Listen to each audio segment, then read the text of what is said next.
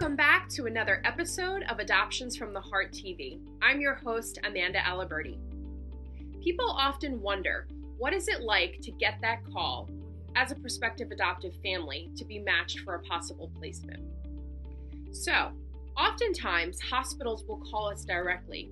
Women have just given birth and are looking to place their child for adoption. We call these emergency placements. They're very different than the type of situation where a woman is currently pregnant and considering adoption. We still have some time to prepare, select families, have them kind of potentially meet ahead of time. Emergency placements are in fact emergencies. They happen a little over 50% of the time. What that means for adoptive families is that they really have to drop everything, collect themselves, and get on the road to head to that hospital. So today we're going to be sitting down with Janeen, who's going to discuss what it was like for her after waiting a little over 3 years to get that call and experience an emergency placement. So now let's turn to Janeen. All right, Janeen, can you tell me a little bit about your emergency placement?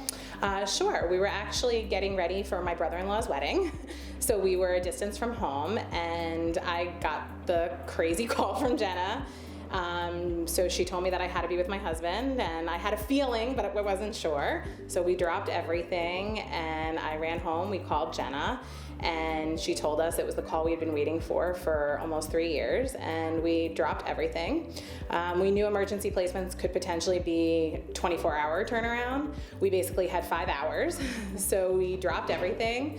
We called our parents to gather up all the stuff we had at home, and we were ready, and we were on our way. The car ride was kind of the craziest car ride we've ever had together. It took us about 2 hours to get to our destination. And we decided on her name when we were in the car, and we decided on how we were going to handle things. And it was really just a quiet moment between me and my husband on the way up there. So it was kind of a crazy experience. And we actually decided on a name based off what AFTH recommends. So because she's of a different ethnicity, they recommended that we look up names in that ethnicity.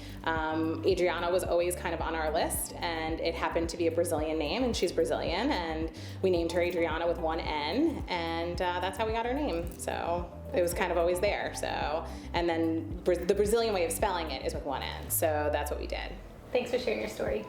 Thank you so much to both Rebecca and Janeen for helping our audience better understand what emergency placements really look like. It's interesting because usually when families first come into our program and we help educate them on what emergency placements will look like, they are somewhat fearful of getting that call.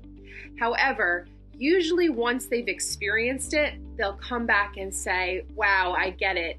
Even though that happened really fast and it was somewhat of a whirlwind, I prefer that over a planned getting the call, having time to wait during pregnancy. So it is interesting. We really try our best to help prepare families. We do provide you some resources of how you can kind of get yourself planned and ready for getting that call, making proper arrangements with your employers, back at your households if you need to figure out proper pet care or pet arrangements if you do have children, where they're going to go, and really kind of getting yourself on the page of, I'm ready. If I get that call, I can drop what I'm doing and go where I need to go for a potential placement at one of the hospitals. So we will get you there. It will be okay. Emergency placements are scary in theory, but they're still fun and enjoyable. So again, thank you to Janeen for helping us give a realistic version of what emergency placements look like.